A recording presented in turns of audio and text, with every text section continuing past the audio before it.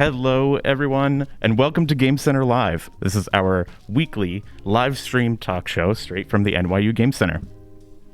So happy to be back. We have a wonderful show for everyone here today. We're going to be hearing from Dylan Cruz-Fonseca. He is an MFA from the year 2022, graduating this year. He's going to be chatting with Charles Pratt about his arcade game Snakelike. And then afterwards, we have the return of the Discourse with Naomi Clark, and she'll be visited by Dr. Mitu Khandaker to talk about the hot news in this, I would say, week in gaming news, but it's not a week. It's been a very long time. But before all of that, we have some announcements. So last week, we were visited by Juno Morrow to kick off our lecture series here at the NYU Game Center. She gave a wonderful talk. You can see this talk on our Twitch channel. The VOD is up now. Playtest Thursday is back every Thursday from 5:30 p.m. to about 8 o'clock. When does Playtest? 7:30. 7:30. Yeah. I'm getting the word. It ends at 7:30. You can come to the Game Center if you are a current NYU student and set up your games to play test. We also have options for remote playtesting.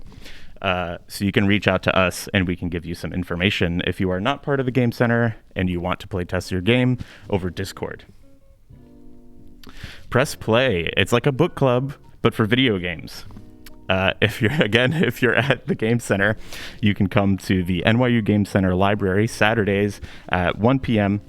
And every week, the librarians put together a pool of games or one game or a series of games to talk about and play together. This week, I believe they're playing the games of Juno Morrow.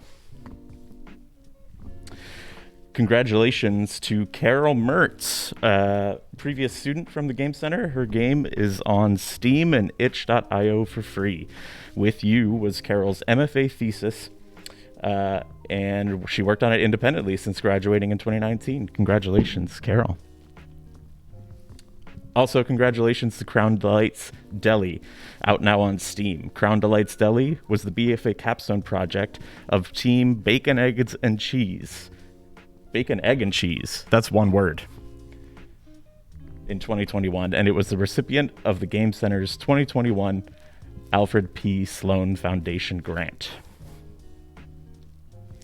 Congratulations to Nine Eyes Recipe for being nominated for a Unity Award. Nine Eyes Recipe by Mai Hao and Fan Fang is nominated for Best Student Game in the Unity Awards. If you have a Unity account, you can vote for the games in the link that will be posted in chat. Thanks. Shout out to Gwynna for keeping up with all these links. Thank you. Here's a cool thing. Rewilding, a BFA capstone and current NYU Game Center incubator game, is featured in Wired. Check out that article. Very cool. And congratulations to NYU, not NYU Zone, but featuring lots of NYU people, lots of cool people. Glow Up Games featured in the App Store for their new Insecure game by Glow Up Games. Go check that out. Very, very cool. We're very, very proud. And lastly, we're hiring. If you want to work in the building that's pictured right here, we're hiring for a program administrator and a budget and grants administrator. If you want to work with me and other cool people at the NYU Game Center, we want you here. So that's it for announcements. Without further ado, take it away, Charles and Dylan. All right, thank you, Logan, and Dylan. Thanks for coming down to coming over from the MFA area to the game library. So we're going to talk about your game Snakelike, which is a really fun game that's been hosted out in our lobby. It's gotten a lot of play. You've been kind of designing it while people are playing it, and I want to talk about that. But the first thing I want to talk about is you. I wonder if you could introduce yourself, talk about where you come from, and how you found your way to the NYU Game Center. Well, I'm Dylan. I'm from Puerto Rico. Mm-hmm. I did math and computer science bachelor's, but it took 6 years to finish both degrees, and by my 5th, 6th year, I went I'm not sure if this is exactly for me. I started thinking about math as a game, and I realized that maybe thinking of games as games might have been better than just thinking as math as games. So I started Googling a lot of programs and found this place, and it's been amazing ever since. Cool. And how's your time here going so far? You're in thesis right now, so has it lived up to your expectations? At some point in the first year, I thought thesis will be smoother than it actually is going, but it's very exciting to see all of the projects around me and working on my project and see, I think the best part is always the seeing the cohort. Seeing all of my fellow MFA 2022 projects, and seeing my own projects next to theirs, it's always amazing. Cool. So let's talk about Snakelike. I think we have video of it, but could you talk a little bit about how the game works? Just describe it for people who, it's a live game. You have to come to the Game Center to play it, and circumstances being what they are, probably not a lot of people have had that chance. So you want to talk a little bit about how the game works and what we're seeing, hopefully on. I don't know, Logan. Are we seeing the? All right, keep going. So talk about the game. Okay, so Snakelike, like the name entails, it's a game like Snake. The idea is you're like a little thing that grabs little balls and grows larger. In Snake, you grow longer, like the snake grows longer. But the idea here was you're a little ball that gets larger, kind of like Agar.io. I think that's a fair example. And my thought process was what if something that's growing larger is playing on what was it called, the game show where forget it. It was just thinking of what if we were being pushed around or you had to stay afloat, but then I thought if it's just 2D, that could just be a lost condition. So you're a little ball that grows larger every time you get your goal, but growing larger means you're closer to losing. And you lose by how? How do you lose? There's little paddles that are going around the screen, and if any of them touches you, you're out. So where did this idea come from? Did this come out of a class project? Is this something that you had been kicking around in your head and just decided to prototype it on your own? What's the origin story of the game? So originally, this was one of the first coding classes, assignments. I think it was probably implement the WASD controller or something initially, but I got bored with just WASD and I wanted to add some game into it, I guess. So I made the little ball do different things, not just move up and down. Okay. All right. And how did that work? How does that was an assignment that you were doing? You have to make a WASD controller. All right. So then where does the rest of the game come from, right? Moving a little ball with a little bit of acceleration, a little bit of gravity is one thing, but there's a lot more to the game than that. So where did all the rest of it come from? So first off, it was the thought of what if I made Snake, but instead of growing longer, it's larger, and then thinking well, you're not bumping into yourself, so let's add things to bump into. But after that, it was very simple. It was even I think 2 colors of the screen. There wasn't even a scoreboard or anything. And I sent it to a friend, and they got really hype about it and sent it to their friends. So it became a thing where whoever had the highest score would tell me something to add into the game. Right. And that's I think where it started kicking off, because people started not only being excited to beat each other, but I think there was this excitement to, if I get a high score, I can ask something to be added into it. you can become a game designer if you're good enough at a game. That's funny. So it starts out as just a WASD controller game, and you're sitting around to your friends. They're getting into it. They're suggesting changes. At what point do you get the idea that this could be something that's physically in a space, that it's an arcade game? Yeah. So I was taking Project Studio last semester, which is basically bring a project and let's continue it. And I don't remember at what point, I think Muchi, current high score holder, told me your game is really cool for an arcade thing. I was oh, yeah. And we have 2 arcade cabinets right up front. What if I could plug my game in? And I asked Logan and figured out how to plug in my game into the arcade cabinet, and immediately figured out that WASD did not work with a trackball. Right. So I think that was the first step of turning it into an arcade cabinet, was okay, if I can plug my game in, like now let's make it arcadey. This arcade cabinet has trackballs. How do I make my movement feel more smooth? And did that change a lot about the way the game felt? Like, is it kind of a different game with the trackball than it was with WASD controller, even though, a lot of the other elements are the same? It feels incredibly different in terms of how the player interacted with, like, the ball. They, like, you could see, like, when I would hear them play over Discord, for example, I could hear them smashing their keys because they wanted to go faster or something. But seeing someone swipe as hard as they can on a trackball to evade death is something that's always exciting to me. Anytime I walk into the building, I have to look over and see how they're doing. Or the idea of a lot of the game has been created between, we haven't talked about this. Once we turned it into an arcade machine, we left a sticky note that said leave feedback. So part of the creating the game that was having people get high scores and tell me what to do became people leaving feedback on sticky notes on the machine, and walking by the machine and looking at the sticky notes and seeing how the gameplay looked turned into just expanding the game more and seeing, like, turning it more arcadey the more people want, because people who played it wanted it to be more arcadey. Right. So then it just grew from there. I feel like I lost my train of thought. I'm sorry. No, well, let's talk about that. Let's talk about because you put it on the arcade cabinet for Project Studio. Yeah. And very quickly discovered, like, okay, if this is going to be a trackball game, how is that going to change the feel of the game? How does the game need to work in order to respond to that?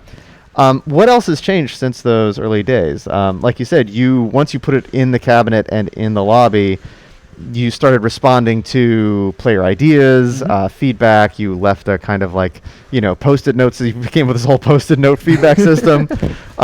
So what is different now about the game than when that first port happened, when you first ported it to an arcade cabinet? What's changed since then? Okay, so the initial things I had to change were, you used to use a keyboard for controlling, so you could, like, write your name, but then I had no keyboard on the arcade machine, so the first thing was like, oh, I need a scoreboard. That immediately changed into, people who like playing this game a lot will try to get a high score, and they will overtake the high score table. And that immediately, I got a lot of feedback going from, like, I don't like, and this was from people who got all the high scores saying, hey, I don't like being alone on the scoreboard. So we changed the scoreboard to be, you can only have 3 entries at a time.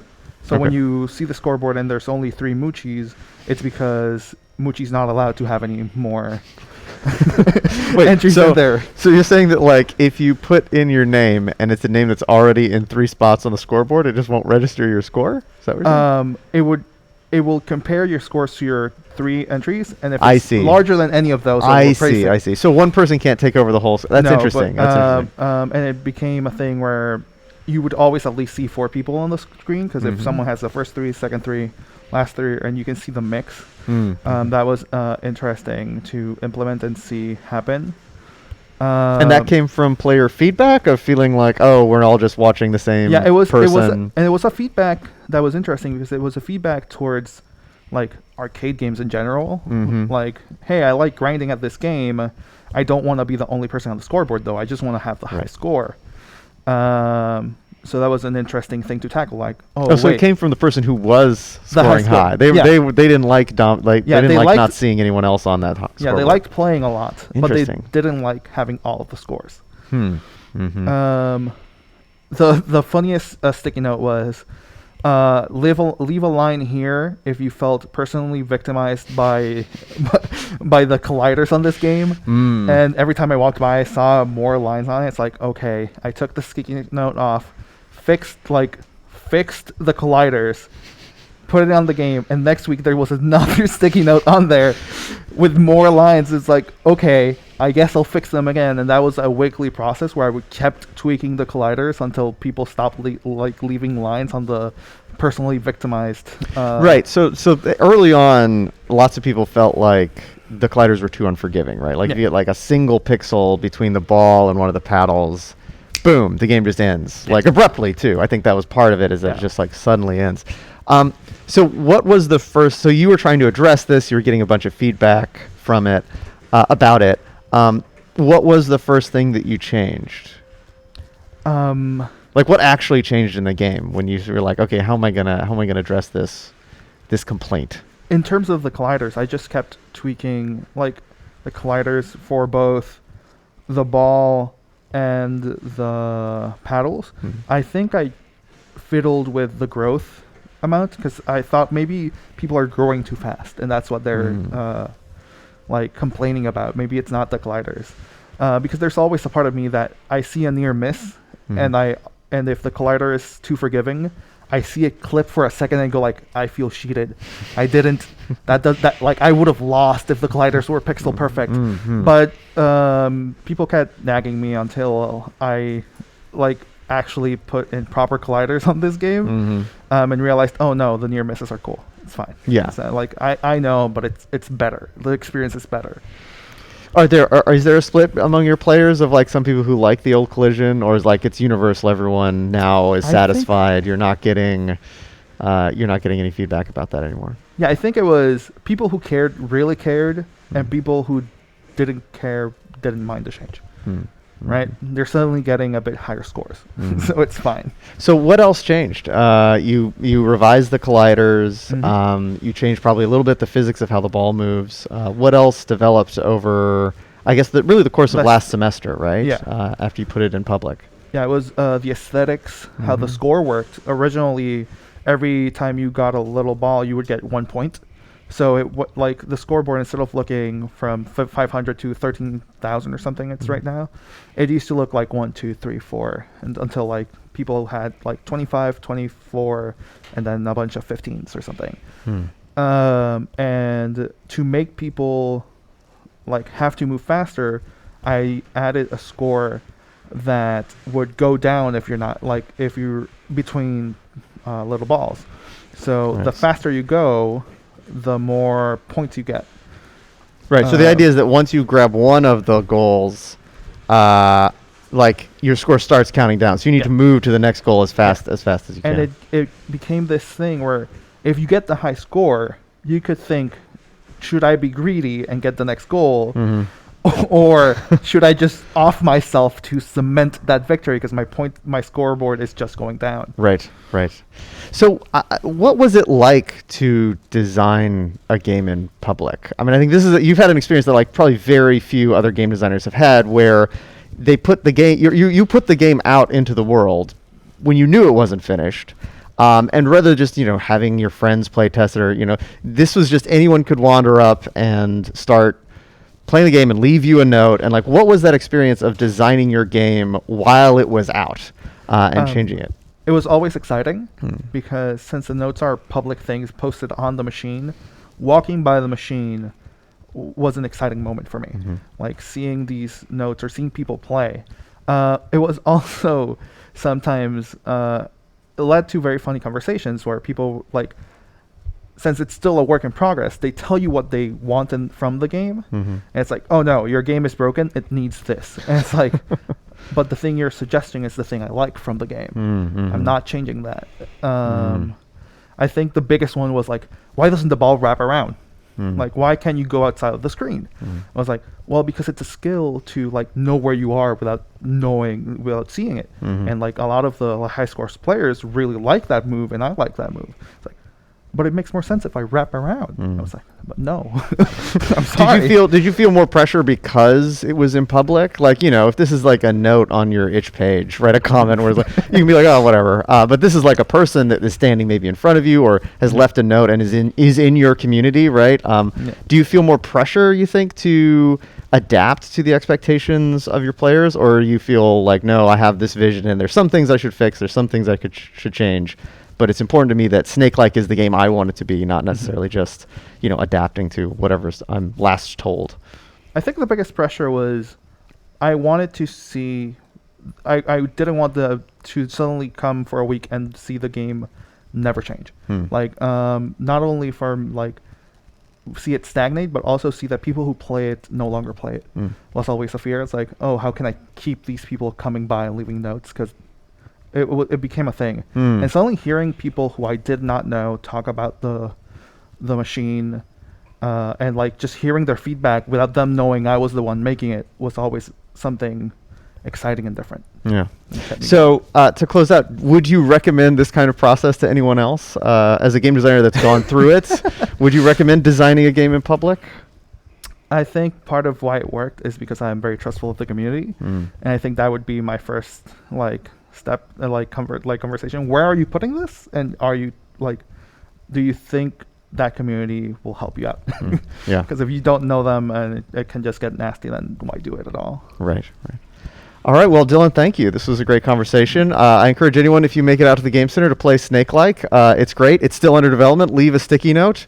And yeah, thanks for coming down. Logan, I guess back to you.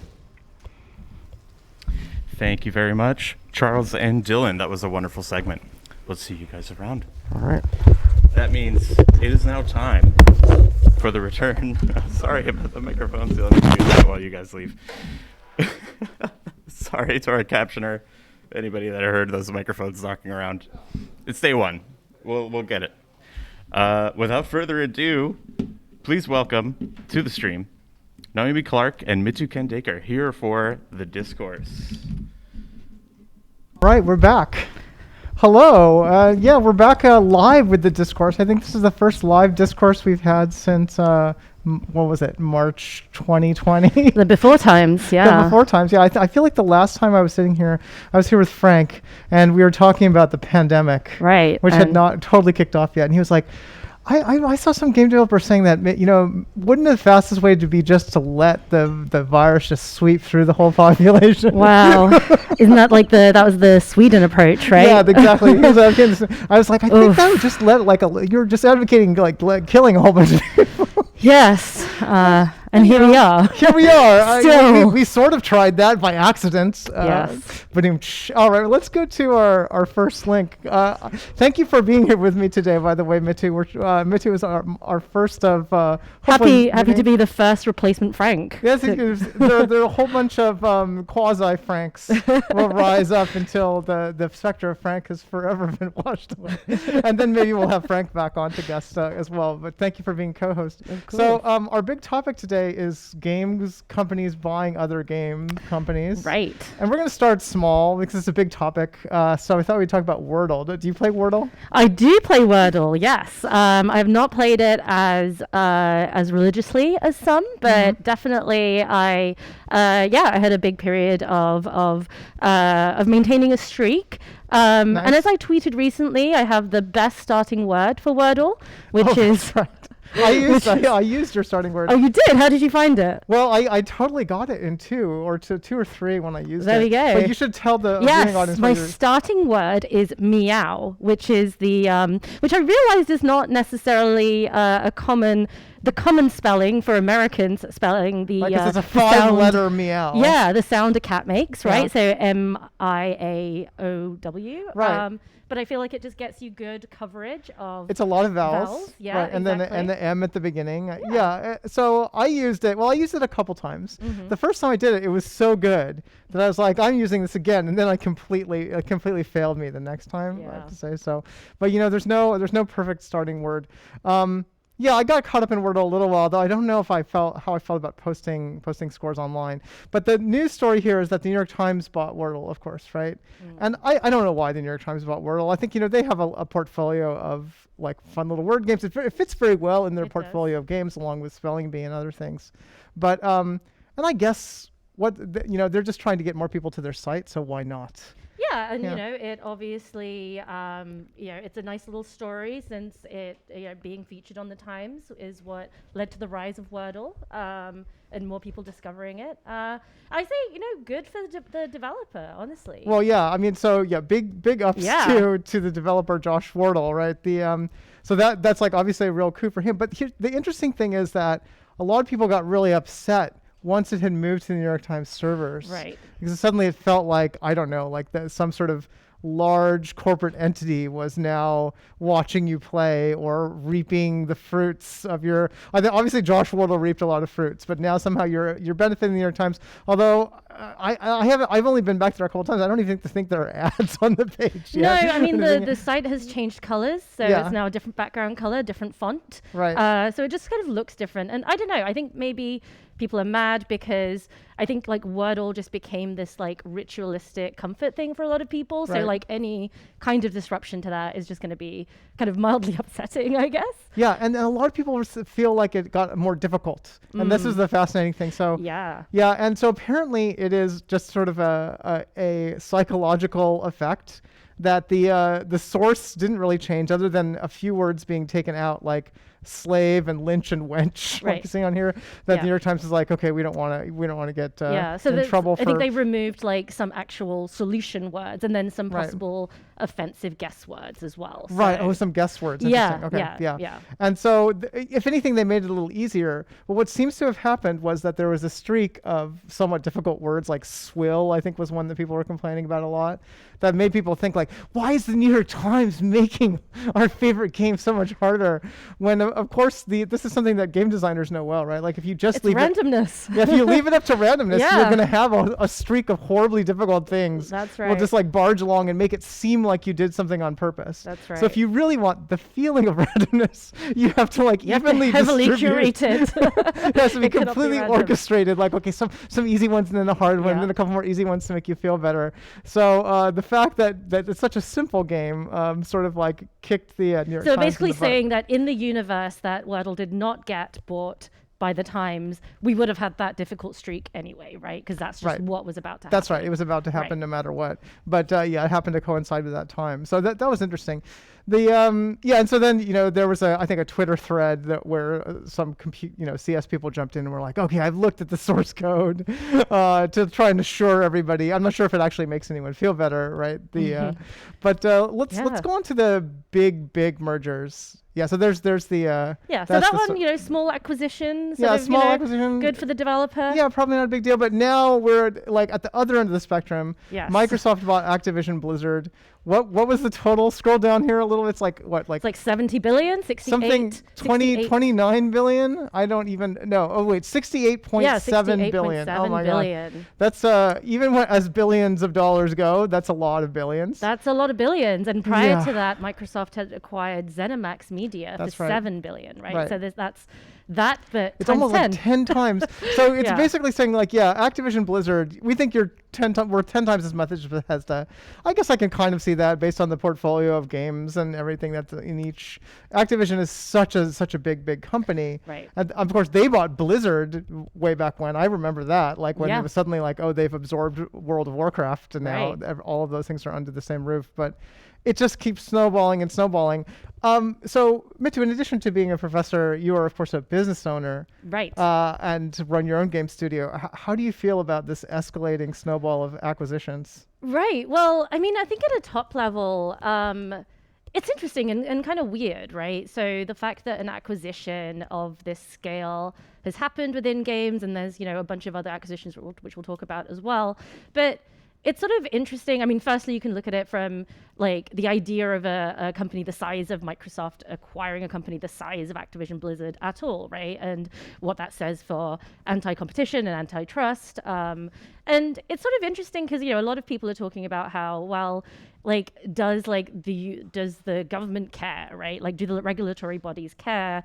And is it that they don't care because it's games and they sort of see it as being less important? I'm sure, like, you and I intimately remember the antitrust stuff that Microsoft got involved in before, Right. with the fact that they would bundle on new computers like Microsoft Word and like Office and, Internet Explorer and all that stuff. And they got in a lot of trouble for that, right? Right. But is it going to be the same thing? I feel like maybe they take a slightly different view of entertainment industries. Yeah, I Be- mean, yeah. we're in such a like weird time when it seems like, I mean, obviously, like with all the Disney owning Fox, and Right. there's just been so many huge mergers that oof. yeah. It just feels like I think we have this instinct as creative people trying to make stuff that this is going to make life more stifled somehow or closed down possibilities. Right. And I think that in specific, though, the Activision Blizzard, Microsoft's acquisition of Activision Blizzard is sort of a specific case, right? Because it also plays into kind of all of the stuff that's been going on at Activision Blizzard. And, I think that certainly for me, when I heard about it, like my immediate thing was like, oh, well, basically what this means is that the folks at the top, like Bobby Kotick, et cetera, are getting this big payday, right? Right. And They're basically cashing out. They're like, you know what, this is too much trouble now. You guys can have it. Yeah. And sort of how much does this specific acquisition derail the conversations that have been happening there around kind of unionization and better working conditions and and having like an absolutely terrible CEO who was like a garbage human being to so many people. Right. Yeah. Didn't it come out the other day that he has a secret company that's been like donating to the GOP? Oh yeah, that's right. Like making right-wing donations. Super. Like the more we find out about him, I mean, people used to just have contempt for him because he seemed like a sleazeball who didn't really care that much about games except for making money off of them. And gee, it sort of turns out that he's like a sleazeball in like 10 other ways at the same time. Yep. Yeah, sleazeball's gonna sleazeball. Yeah. And so now Microsoft can just come along and be like, we're Microsoft. We're going to do everything a normal way because we're a very normal corporation. Right. It's sort of their thing. And I will say, like, at least, I mean, maybe the kind of bright side. It feels like a double-edged sword, the whole thing, right? Yeah. Like it's a multi-edged sword. Right. It's like a lightsaber, I guess, with multiple edges. But I guess like, on the one hand, Microsoft is a company, as you say, it's very normal, and it has historically, from what I've heard, done better in terms of inclusion, and I'm sure they don't get it right and are not perfect. But sure. Yeah, so we will see. It makes me wonder, right? Like, so I don't think Activision Blizzard headquarters is moving. I mean, I guess they're going to have some oversight from Microsoft. Right. These things are so sprawling. They are. That a lot of the, the subsidiary companies are still kind of operating on their own. Yeah. So I don't know. I guess it remains to be seen. For me, it just sort of feels like increasingly the games are just big business and they're just treated and operated like a big conglomerate business turnout product. Right. And I think we can see, if we look at the Disney Fox merger, right? Mm-hmm. And at say how formulaic like the amount of investment in movies has gotten, saying like, okay, like I guess what it reminded me was of reading articles about the filming of Eternals when Chloe Zhao was directing it, and how they had to convince all of these executives and money people inside of Disney that it was worth filming on location. That is like, oh, like what? Chloe Zhao wants to go film on an island somewhere? That's crazy. And they're talking about like one of the biggest like blockbuster movie studios in the world. And they're like, no, we've got this down to a science. We just film in a soundstage and do a lot of green screen and then that's just we make the movie and we poop it out the door and then it makes a lot of money, and so they don't care about anything else, right? They think it's like it's wild. And so then of course and that movie didn't do as well as a lot of Marvel movies, so now they're vindicated. They're like, never film on location again, screw the real world. So like, whatever, film. So it makes me worried about I don't know, churning out video games in a formulaic way. That's very true. And I guess we'll see what game culture, what comes of that. Yeah, we will see. Well, I guess the next merger that we were going to talk about is another one. Only 3.6 billion. Only 3.6. Just chump change on from that, Bungie.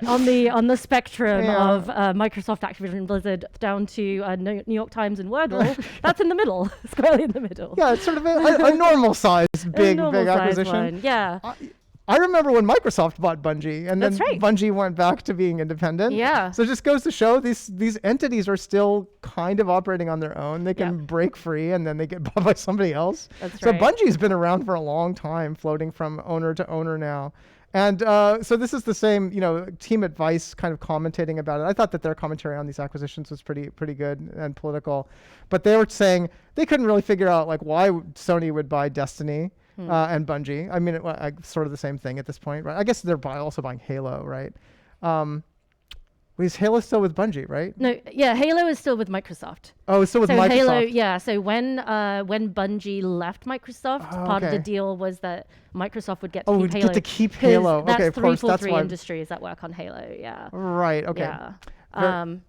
But yeah, I mean, my thought on this one was, I mean, I think like firstly from Bungie's perspective, because it is kind of interesting because Bungie were clearly seeking their independence from Microsoft back in the day, Right, yeah. and then they there was that other deal they were in, right, because they were owned by was that Activision? Were they part of? Yeah, there was something going And on. then they bought themselves out of that, That's and they right. were sort of wanting to remain independent. And everyone thought it was kind of cool. that Yeah. yeah. Yeah, and I wonder if this is, I mean, and this is where I do speak as a small business owner, but I do wonder if for Bungie this is potentially good in terms of financial stability. Like Probably, we've just yeah. gone through a pandemic, like things have been really hard in Right. terms of just like across a multitude of industries, as we know. So this could be just a good sort of financial move for them to ensure that stability for their employees. But for Sony, yeah, I mean, this article is great because I think it does look at the sort of advantages of buying Bungie in terms of live games, right, and live Right. services. Right. So they might be the crown jewel in Sony's new strategy. Right. Which Rob and Patrick are saying here might be to be like the prestige television of game services, right? The HBO. Which I guess games needs an HBO. I mean, I feel like Epic was trying to do that. I don't know. I think for Sony Yeah. that this is their metaverse play. Oh no. This is their metaverse play. Just like the conversations that we're having, like, Fortnite being one way to look at the metaverse, right? Like Right. this is potentially this is Sony's entry into the metaverse. That is, everyone just That's goes my into hot Destiny, take. and we're all robots fighting We're against the all- Witch Queen. Exactly. Okay, so who's going to the sad perform? thing- Who's going to perform in Destiny? That's the question. Yeah, We had Travis Scott. I in feel like I know a Fortnite. lot more people who would be like, sure, I'll just live in Destiny and Yeah. Witch Queen, please grind me under your heel forever. I'll listen to whatever concert you want me to. Megan Thee Stallion while the Witch Queen steps on my head, I'm there. I mean, absolutely. That would kind of be great, though. Yeah, so I guess there you go, Sony, go for it. I just remember their last metaverse play, like PS Home. Oh yeah, we all remember PS5. That was they were really going for it then, right? It was like Yeah. watch movies in PS Home with your That's friends, right. which Create like this, yeah, nobody you'd have did. this like series of lobbies that you would empty lobbies that you would You just go from one wander lobby to through. another. Awesome, but I think we have some more of this kind of topic coming up. But what? Oh yes, before we get to that, I want to talk about a slightly different trend on the other side of the Pacific. There's this wave of slightly smaller. And I guess when I say smaller, it's really I'm talking about the studios, not from the biggest Chinese studios like Tencent and NetEase, but games like like Genshin Impact, which is a huge game, but comes from a studio that sort of is just doing Genshin, from what I understand, and then these sort of like upcoming like hot new titles that haven't been released less, like this Black Myth Wukong, which is basically a Dark Souls if it was starring the Monkey King. Yeah, and this is this Polygon article is pointing out that there are a bunch of game studios in China that are trying to be the AAA of China. Right.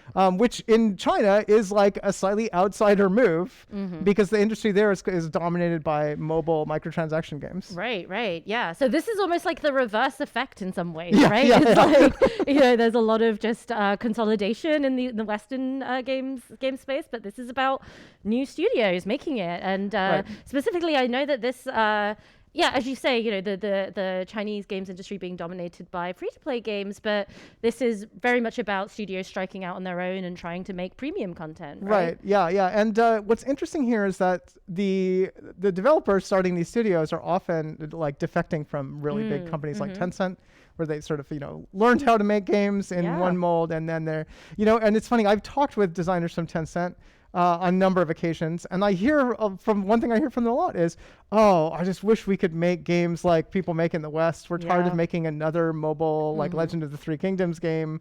We want to do something different. So it's totally not surprising to me when I saw this. I was like, okay, yeah, some of those people are like, I mean, let's go start a I am company. so excited by this. Like, this is really cool. Like, Yeah, this is like genuinely, this is the like folks striking out on their own and building things that they care about and which matter to them. And again, which aren't necessarily trying to play to a Western market, right? Like there is enough of, obviously there's like more than enough of an economy Yeah, for sure. that, they can, create these games, which, so I almost wonder like, the sort of, wave of kind of story driven, like indie, like AA games that we saw here. Like, is that what's happening in China now? Like, that's what we're... One can hope so. I mean, I think that there's a couple difficult things. And I do wonder, like, what the limits are of this kind of splintering or people starting their own studios is in China. Because one thing, as I understand it, all of games have to be approved by the government. Right. And so that can take a while to get, like if you're working on a smaller indie title. And as we know, some games have really gotten the smackdown, both from government and people who are sort of loyal to the party, for any perceived slight against Winnie the Pooh, aka Deng Xiaoping. Now I know I'm going to be... oh no, yeah. Game Center Live goes offline. Yeah, so the... Immediately. So like there are different kinds of obstacles over there for sure. And... yeah, so what's interesting is that the games that they're coming out with, they're actually they're focusing on having high production values, right? And sort of trying to take what they see as the best of Western games. So there's like a Dark Souls style game. There's a, a big sort of Fortnite style game. Like a lot of interesting look and feel and stuff drawing from Chinese history and culture and sort of mixing with those Western genres. But it's not quite... I don't know. I haven't heard as much about the smaller end of the indie scene. Of course, like I'm really interested in seeing what comes out in like at the AA scale or single A scale or whatever. Yeah. No, I'm super excited by this. And again, this is how we get like more types of stories in games, right? Like I think, so I'm on board. All right. Oh yeah, it says right here, like only 1,200 games are approved every year since 2018. Wow, yeah. Right. So so government regulation, big challenge over there. All right, let's keep on moving. We have some more important topics to get to, particularly this one. Let's expand this video. Logan, can you blow that one up and then and play it? Look over on the right side. This is important. Let's play this right now. There I am on a Zoom call. For women when we were growing up. Wait, go back to the beginning again. Here goes to the beginning again. Great having you. Incredible women. Okay, so this is Mitu's appearance during the Super Bowl. This is the Super Bowl ad, and over there on the right side is Mitu Khandaker, appearing for 0.2 seconds. Yeah, she is a game developer, sitting next to a data analyst in a 3D printing tech. Apparently, appearing on the Today. You didn't really appear on the Today Show. No, I fake appeared on the Today Show, and this was also a fake Zoom call because I actually had to go to a real studio to be on this fake Zoom call. So you were like 6 feet away from those other two women. That's right. Yes. Okay. All pretending to be in different locations. That's right. Right, and then pretending to be on the Today Show for actually being on a. There's a lot of layers to this. Super Bowl ad. Yeah, but your job was to be like, I'm a game developer, and that's wave. Right. That's right. And then continuing on the layers to this ad, it then flashbacks to, or like goes to a daydream of one of the anchors of the Today Show, where she's imagining herself in this like 70s classroom, and little girls sort of saying like what careers they want to have, and one of them is an immersive game designer. Yeah, I would be an immersive game designer. Can you imagine someone saying that in 1970? That's right. And I was like, immersion doesn't exist. So let's start there. You don't consider yourself an immersive game designer? I do not. So congratulations for appearing on the Super Bowl. I wanted to also take this opportunity to talk about the what I thought was the weirdest Super Bowl ad. I have to admit, I shouldn't say that. I didn't go through all of them. There were a lot of weird. There are a lot of weird ones. There are a lot of terrible crypto ones that we're not even going to touch. Ugh. But this one, I was like, what the hell are you doing? Oh, the Meta one. The Meta ad. Yeah. I don't. You can go ahead if there's a link to it. You can play it in the background while we're talking about this, Logan. I think that's probably the video there. Sad. It is. It's weirdly sad and depressing. It's the story of. It's like from the point of view of like an animatronic musician, like this dog that sings in the band. But then everything gets sort of old and faded, and nobody wants them anymore, so he gets like thrown in a junkyard. I'm giving spoilers for the ad, but it's basically like a Five Nights at Freddy's character, right? I feel like that's the most salient cultural reference for like animatronic, giant, creepy furries at this point. But this goes on and on for a while, but the end result is that like then he gets to be reunited with his former bandmates in VR by joining Meta Horizons. Sorry, this is just so like what is this? Who is this supposed to appeal I to? don't know. And also, like, what I don't quite know what's going on with this animatronic dog. Like, he has no like bodily agency other than his sad eyes. Like, he can't move the rest of him. Right. Well, but he can like look I around think this and is cry. what Mark Zuckerberg thinks human beings are like. That you're like, well, you can't do anything. You need to put on this Oculus headset that I bought from what's his name? From Palmer Luckey. Yeah, from Palmer Luckey. Yeah. So now see now the dog doesn't have to have legs anymore. That's right. And can just look like a slightly abstracted version of But like himself. his favorite place is still alive in Right, so it's definitely a nostalgia play, right? He's like, oh, remember these things that you used to do? Remember your friends who you used to be able to see, who you can't see anymore? Like, either because of the pandemic, I guess this could be a sort of a pandemic metaphor, but also maybe because you're old and you've grown apart and you don't play in a band anymore. Wouldn't it be great to get the band back together in VR? No, nobody thinks that. I hope. I mean, I'm sorry. I'm sure some people think that. Some people really feel that way. I feel like I've talked to some of them. And so this kind of sad nostalgia play will work on some people, but I feel like it's not going to work on anybody else. It's going to be like, No. that's terrible. That's right. And I just specifically the story of this dog, like, I don't know. It's a little bit too distracting in how like tragic it is Yeah. to even get the message across. But it's like we all know that the average age on Facebook is like 63 now, right? Oh, you're right. Or something like that, right? Yeah. So is that they're saying like we have to get the senior citizens into VR, Yeah. which for me is just going to be like a lot of old ladies throwing up. That's going to be great. There's going to be a whole new healthcare industry expansion based on that, right as soon as the pandemic starts to get a little better. But I don't know. Yeah, they want to sell VR to old people? Is the message I'm getting from here? Yeah. That you're like, you can do the things you used to do. Is there like a teaching an old dog new tricks reference here? And maybe I'm reading too guess much into maybe that's why it's an old dog. an old dog, Probably yeah, that's sort yeah. of. I'm sure ad agency thought of that. Anyway, okay, that's depressing. Let's move on. It's depressing. Yeah. Oh, this is the other. This is the amazing thing. For one thing, I'm glad that we have this image of Mark Zuckerberg looking at himself. We should just use it. We can use this forever. It's just meme fodder forever. I as soon as I saw this, I put like a Persona 5 quote on top of it, and whatever. The thing that Meta did like a couple weeks ago, which I thought was amazing, was they were having an epidemic of sexual harassment in Horizons, like completely unsurprising, right? Yes. Like you log in, you have a female avatar. There's like, suddenly there's all these hands groping the torso of your avatar. So they did the stupidest possible thing, which was to say, all right, to prevent that, we're just going to make avatars all collide with each other with like a force field that's around you. Mm-hmm.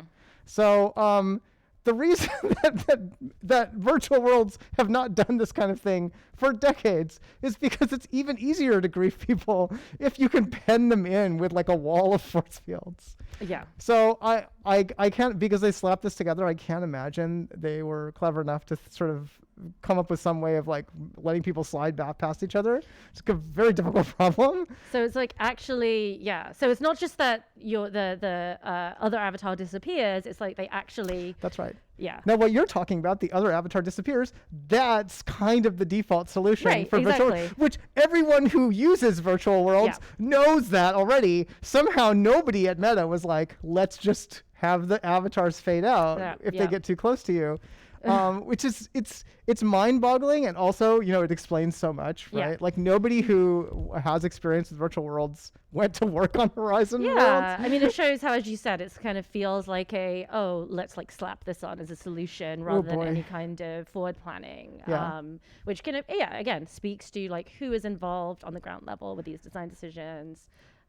Yeah, they've managed to get up to 300,000 monthly active users in Horizon Worlds at this point. Wow. With all of that, with a Super Bowl ad and everything, they've got Yeah. 300K monthly. I wonder who those people are. I don't know. I mean, it sounds like a lot, but then also if you think about mobile games, like a lot of them have, like over 1 million daily users or something like that. And I'm sure a lot of games are much higher. I feel like 300,000, that was like the monthly players of my web game in 1999.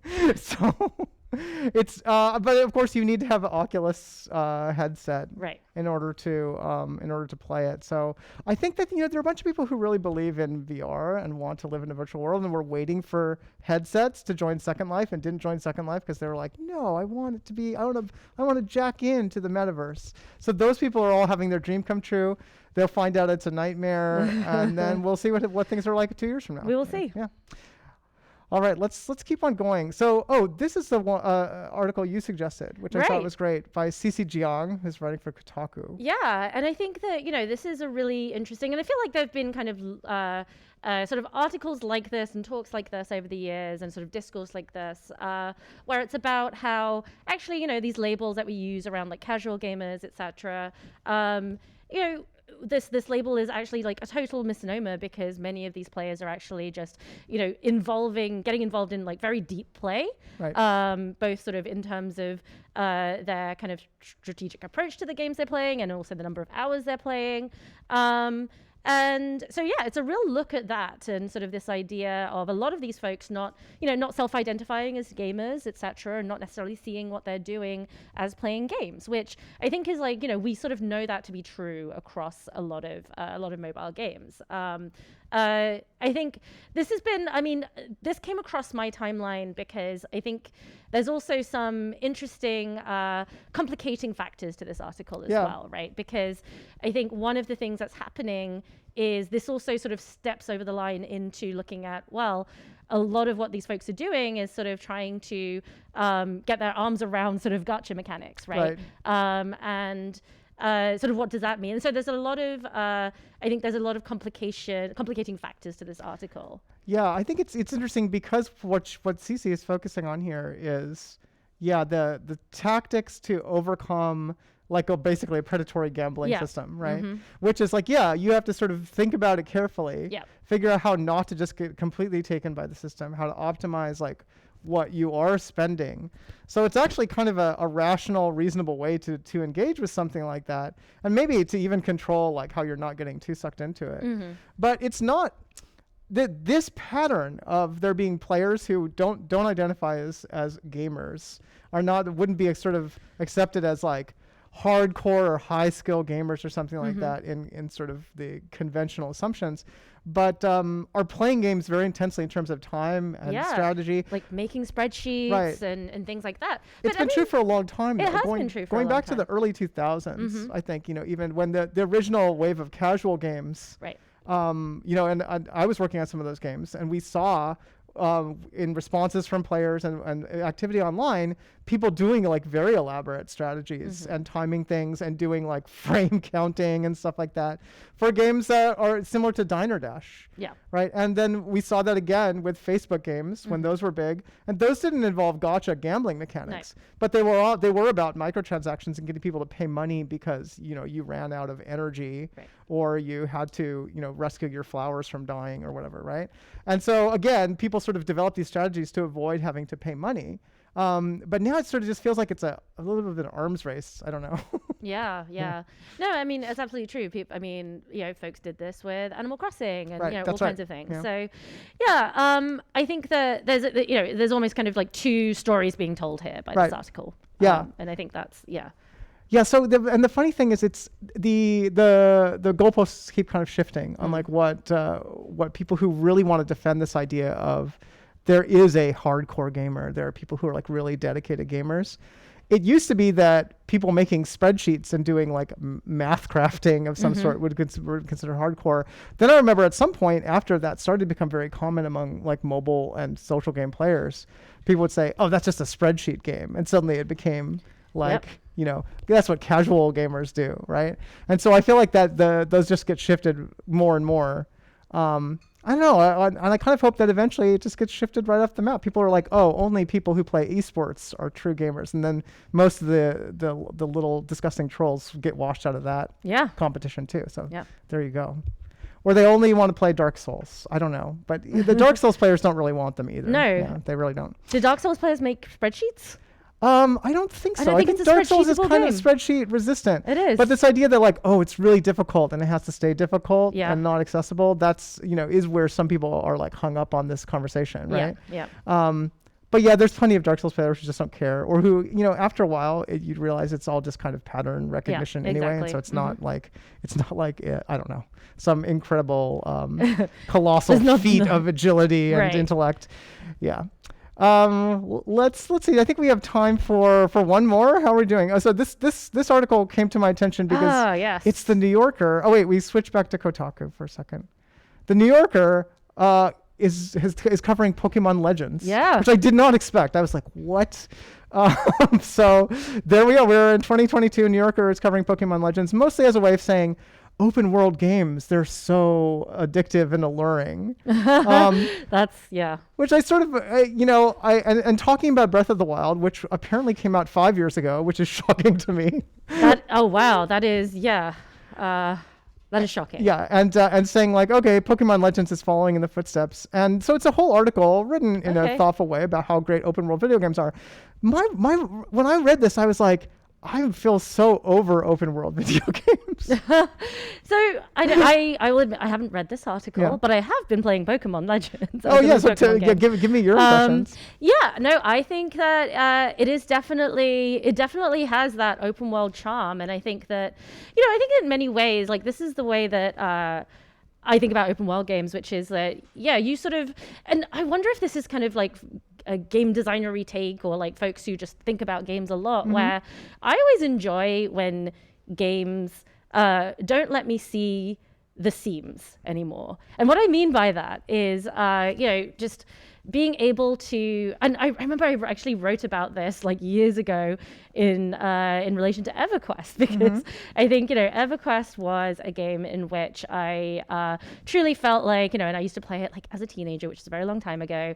And it was a game in which I sort of last remember feeling like, oh, I don't know where the boundaries or the edges are of this game, right? And that was a really cool feeling where you sort of felt like, oh, I can just like keep going, and like I like there's it just felt like this kind of wonderful new experience. And I think that like I still look for, I'm sort of always chasing the dragon a little bit of that kind of experience. Yeah, I remember when you got really excited about No Man's Sky. That was the same thing, isn't it? Yeah. Yes, you do remember that. Yeah. Yeah, it was the same thing. Yeah, absolutely. And I think that, Pokemon, I think that's the thing. I think Pokemon sort of blends that charm of open world sort of, discovery, etc., with the brand appeal of Pokemon, right? So explain this to me though. So this is like literally you can wander out into the woods and be like, oh, I see a Pokemon sitting in the tree. I'm just gonna throw a Pokeball at it. Right. Okay. So it does have some of the promise of this world that has never quite been realized, because obviously we've had like, you can do it in AR and find a Pokemon sitting on a car. Not quite the same. Well, I was actually going to make that same analogy, because I think that the same way in which Pokemon brought the sort of it brought sort of legitimacy to the idea of like location-based games and like AR games. Or it could actually bring legitimacy to the idea of like open world games. I mean, I could see that, because the idea that there is actually an ecosystem with things growing, and like animals or people doing their own thing. That's always seemed to me like the legitimately interesting thing about open world games. Not like there's a map literally festooned with thousands of quests that you can stumble across until you feel sick. But yeah, something where you can actually like go out and be like, what's the habitat? And I think Monster Hunter is well known for doing that. True. Yeah. But Pokemon is a much cuter version. Yeah. Yeah. All right. So okay, maybe bringing maybe Pokemon, bringing open world games to the masses. There we go. There we go. I guess we can wrap it up there. Thanks so much for joining me this week, Mitu. Yeah. Thanks for having me. This was fun. And nice to see all of you out there. Okay. Right, give me 1 second here. Yes, thank you for joining, everybody. I have to make live captions visible. There we go. Thank you, everybody, for joining our return of Game Center Live.